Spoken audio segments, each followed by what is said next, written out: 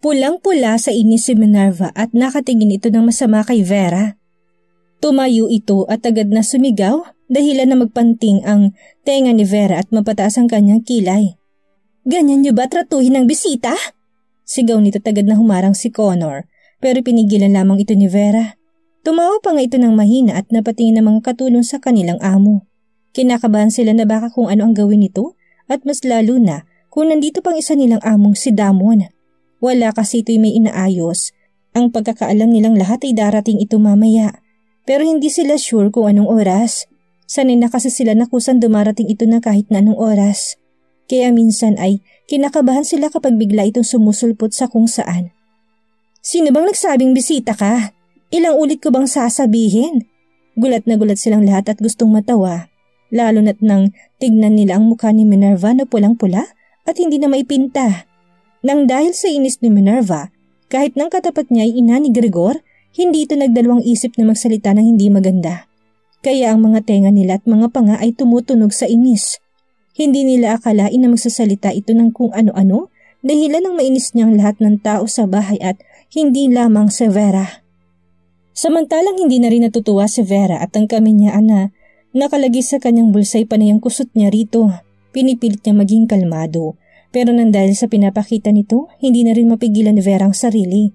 Hinawakan ni Vera ang braso nito at kinaladkad sa labas. Kinabahan naman ang lahat sa kanilang nakita at hindi nila basta nakikitang ganito ang amo nila. Parang sinapian ng demonyo si Vera at binitawan niya ito na napagkalakas-lakas at may kasama pang pagtulak. Dahil sa lakas nun, nawala ng balanse si Minerva at agad na paupo sa lupa. "Are you insane?" Sigaw ni Minerva at lumabas na rin ang sungay nito. Ang gilid ng kanyang paa ay nagasgasan, kaya naman napanguwi ito sa sakit at hindi yun iniinda ng dahil sa inis niya si ina ni Gregor. "Umalis ka sa pamamahay ko, kasi kung hindi ka aalis, ipapakaladkad kita." Seryosong sambit ni Vera at napatayo bigla si Minerva at dinuro-duro pa niya ito. "Tandaan mo ito, kahit na anong gawin mo, ako pa rin ang magiging asawa ni Gregor." Natigilan sila sa sinabi nito at biglang tumawa ng malakas si Vera. Napahawak ito sa kanyang tiyan at hindi niya mapigilan ang pagtawa. Maging ang ibang katulong sa bahay ay napatawa na rin at maging si Connor na nakikinig ay hindi na rin naiwasang matawa. Sino naman ang hindi matatawa sa sinabi ni Minerva? Hinahangad nito na magiging isa siya sa pamilya ni Vera at Damon. Habang ang mukha ni Minerva ay mas lalong nainis. Wala naman kasing nakakatawa sa sinabi niya.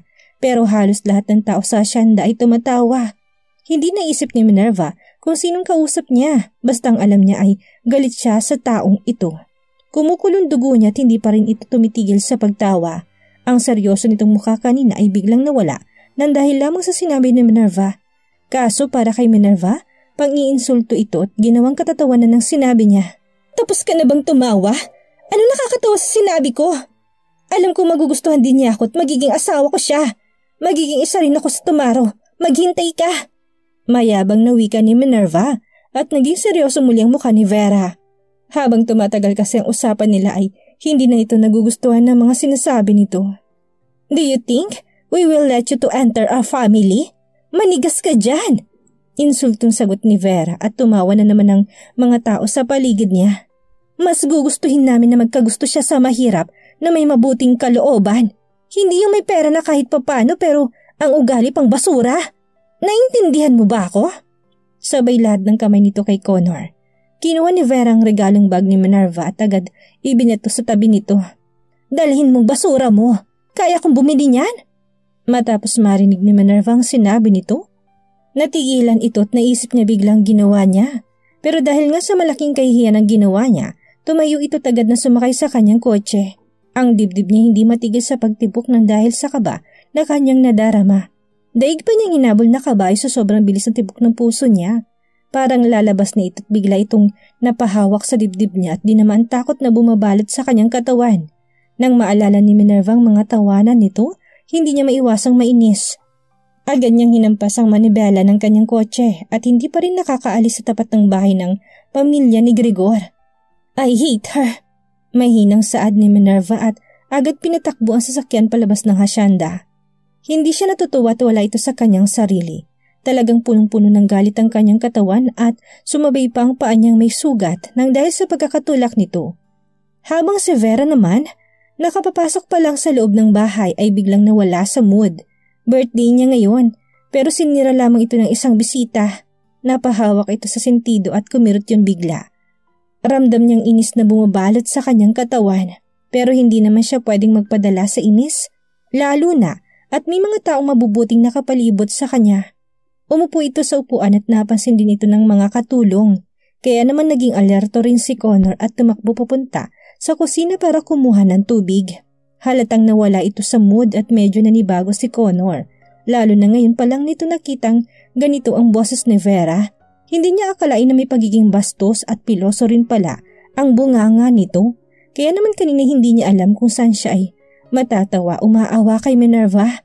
Pero dahil sa ugaling ipinakita nito kanina, hindi talaga niya ito kinaawaan. Bagkus ay panipang tawa niya na makita niyang kinawawa ito ng ina ng kanyang boss. Madam Vera, uminom po muna kayo ng tubig. Sabay abot ni Connor ng tubig at isang ngiti na tipid ang pinakawala ni Vera sa binata. Kahit papaano kasi ay nawala ang sama ng kanyang loob. Buti na lang talaga may mga taong nakaalalay sa kanya. At tinulo nitong buhok ni Connor na ikinagulat niya. Ayos bang acting ko kanina? Tanong ni Vera at pasimpleng tumawa ito pero sa loob-loob niya ay nainis talaga ito. Hinangad niyang maging isa sa pamilya ng Tumaro at si Gregor pa ang nais nitong maging asawa. Pero alam naman ni Vera na hindi ito gugustuhin ng anak kung hindi nito kasintahan si Arabella. Alam din kasi ni Vera na maayos ang kanyang anak. Kaya naman kahit na wala man si Arabella ngayon, alam niyang hahanap pa rin ito ng matinong babae at hindi katulad ni Minerva. Nalaki naman ang mata ni Connor sa gulat at panayang tango niya. Ang galing niyo po madam, nakakagulat po mga sinabi niyo at talagang nainis niyo si Miss Minerva. Habang ang dibdib ni Connor ay kumakabog, pero hindi naman ganun kalakas. Nagulat siya ng dahil sa ginawa nitong paghawak sa kanyang buhok at sa pagtanong nito tungkol sa nangyari. Lakad at gawin mo ng kailangan mong gawin. Pwede rin namang magpahinga ka muna at nagluluto naman sila. Saad ni Vera at tumango lamang si Connor at umalis sa sala.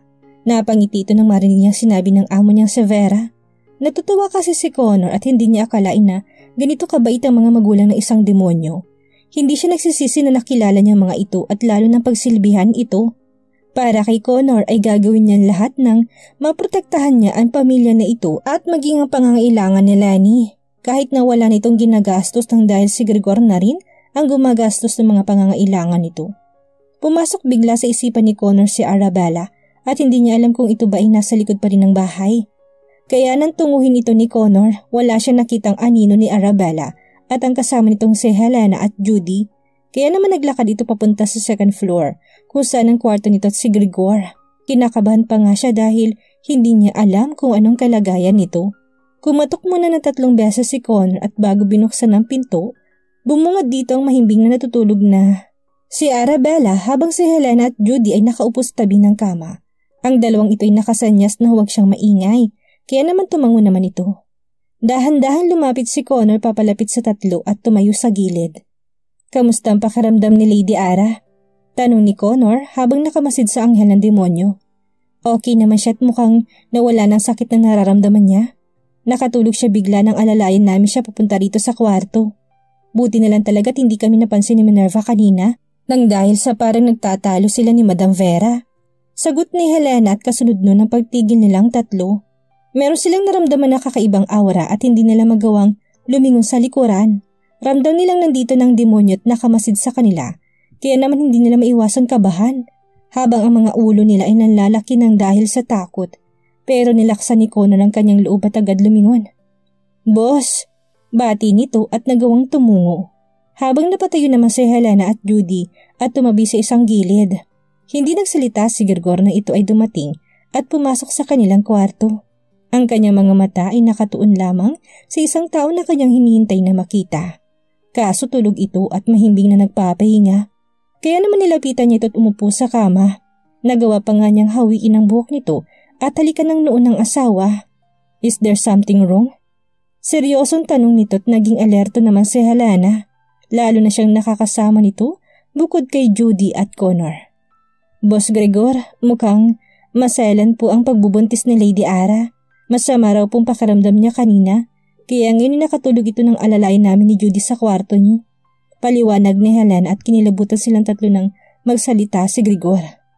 Didn't I tell you na huwag niyo siyang pabababain nang wala pa ako? Parang binuhusan sila ng malamig na tubig at nanginginig ang kanilang mga kamay. Pasensya na po, boss. Talaga lang mapilit si Lady Ara.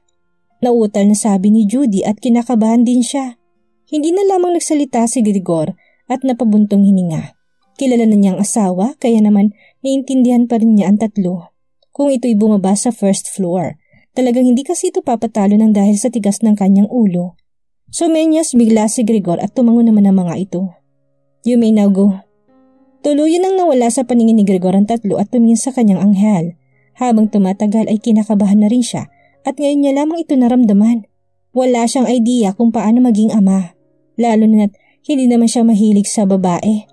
Simula nang makita at makilala niya si Arabella, hindi niya ito naisip. Bagkus ay isa lang ang gusto niya, ang maikasal at mabigyan ng anak ng dalaga. Nagkatotoo naman ang hiling ni Grigor dahil ngayon ay magiging isang ganap na rin siyang ama at poprotektahan niya ito kahit buhay pa niya ang nakataya.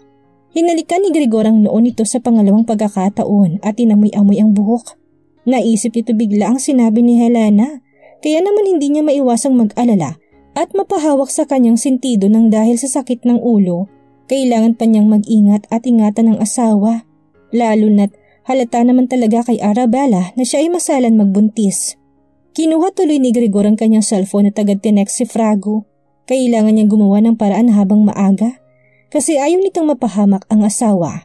Nais niyang utusan ito na kumuha pa ng ilang tauhan sa gang base at bantayan ng asawa kung saan may ito pumunta. Nang imulat ni Arabella ang kanyang mga mata, medyo nahilo siya. Ramdam niyang sakit ng kanyang ulo. Magugulat sana siya kung bakit siya nakahiga sa kama nila, pero naalala rin ito na kasama pala niya si Helena at Judy kanina. Napatingin ito sa kanyang tabi nang maramdaman niyang isang bagay na matigas. Parang nakahiga siya sa matigas na bagay, pero komportable naman siya. Nang tingnan niya ito, agad din namang nawala ang sakit ng kanyang ulo at napangiti. Grigor, masayang sabi ni Arabella. Kasunod doon ang pagmulat ng mga mata ni Grigor. Bumungad sa kanyang anghel na masayang nakangiti at hindi maiwasan ni Grigor na halikan ito sa mga labi. How's your day? Tanong nito habang nilalaro mga buhok ng asawa at yakap-yakap ang bewang. Kanina'y nahihilo ako pero okay naman na ako. Sabi ni Helena baka raw masalan ako magbuntis. Naging malungkot ang mukha ni Arabella nang banggitin niyang mga salita. Naiinis kasi ito sa tuwing naisip niyang masalan siyang magbuntis. Iniisip tuloy niya pabigat siya sa asawa at sa mga taong nasa asyenda. Habang ang mga kamay nito ay nakalagi sa kanyang tiyan at panay ang laro. Para itong bata na naiinis sa isang bagay at walang magawa. Kaya nang pagmasdan nito ni Grigor, nakaisip na naman siya ng hindi maganda.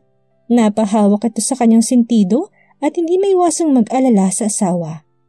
Habang tumatagal atay nagiging mabigat ang problema niya.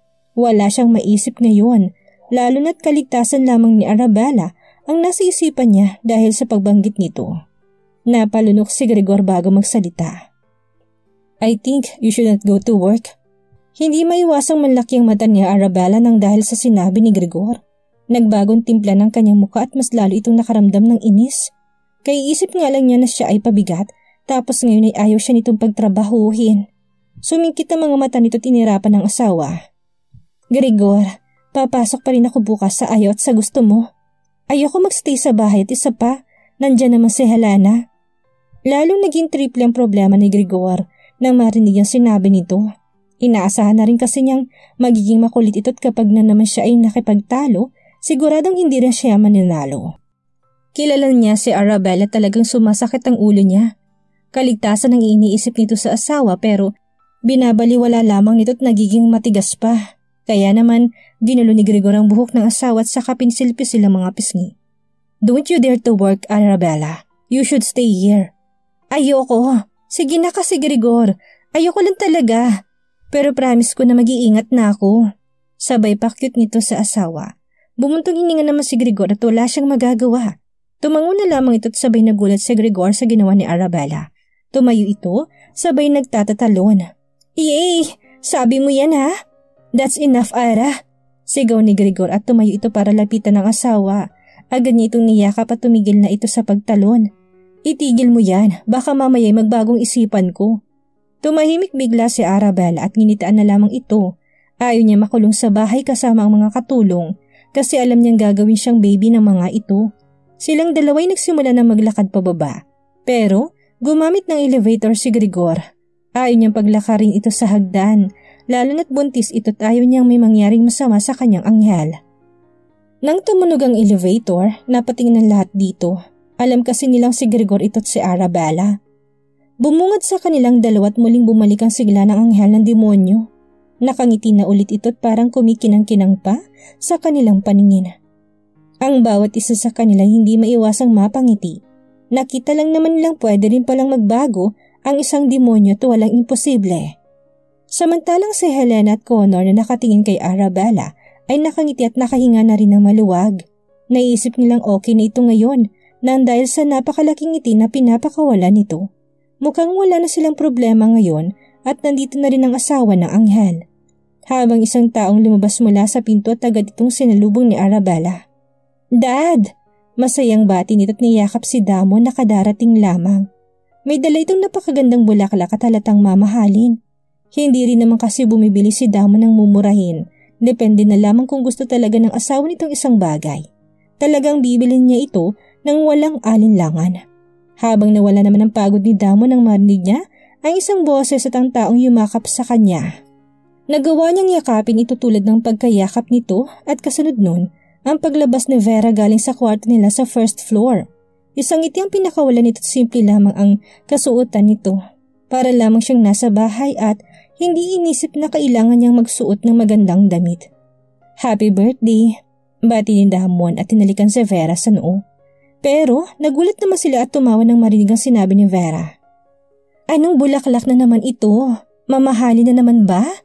Bumuntong hininga naman si Damon at inaasahan na rin niya ang sasabihin ni Vera. Kahit kailan talaga ay hindi ito tumatanggap ng mamahalin na regalo. Ang mga gamit din niya sa kwarto hindi ganun karami. Hindi siya tulad ng ibang mayayaman na hindi umuulit ng damit. Kasi sa totoo lang, hindi na rin ata mabilang ni Vera kung ilang beses na niyang nasuot ang damit na suot niya ngayon. Patingin nga ng resibo. Sabi ko naman sa'yo, hindi ko kailangan ng mga ganito.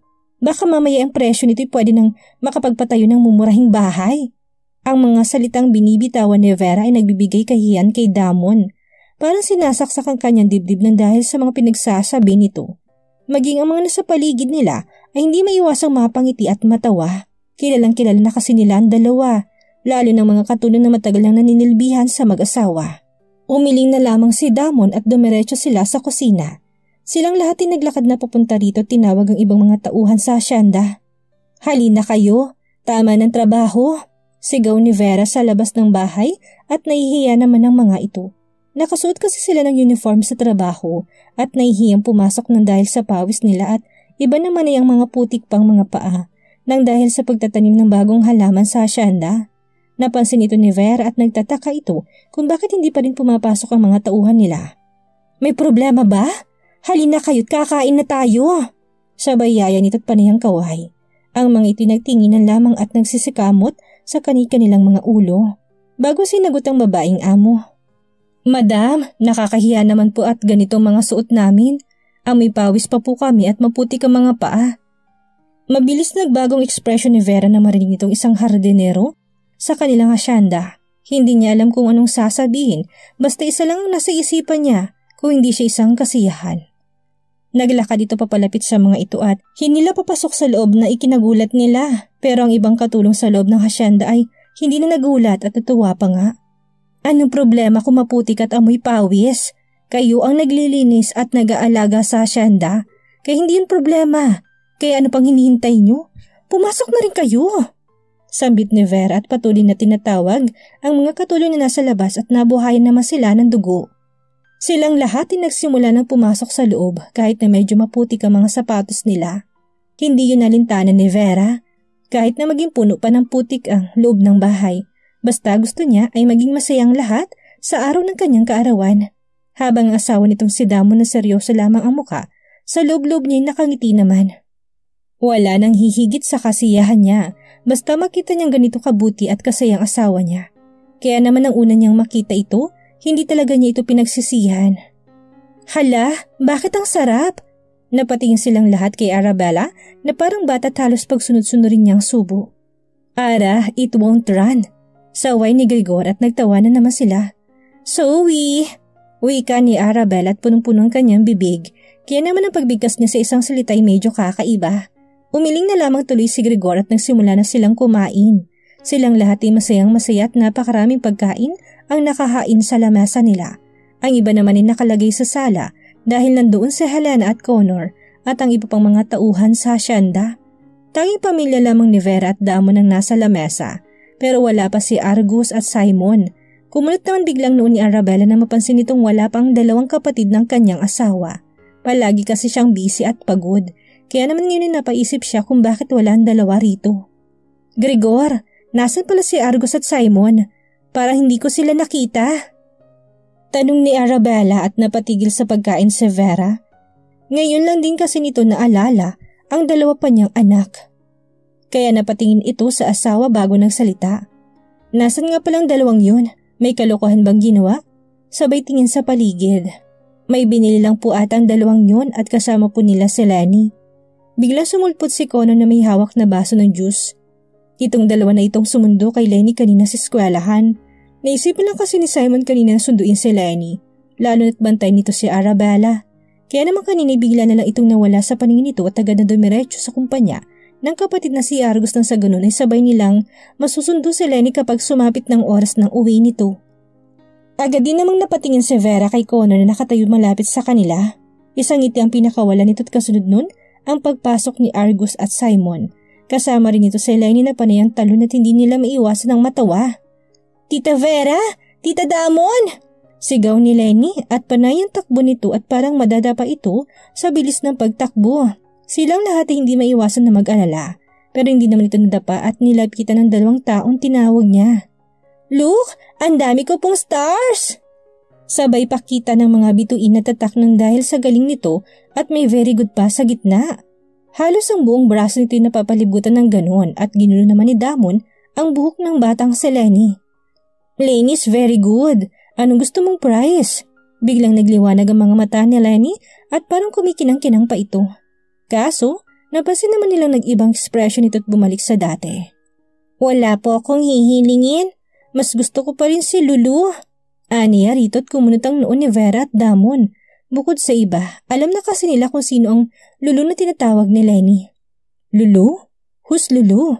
Tanong ni Damon at dumating naman si Judy na nakangiti at hawak nitong isang malaking teddy bear na bigay ni Gregor.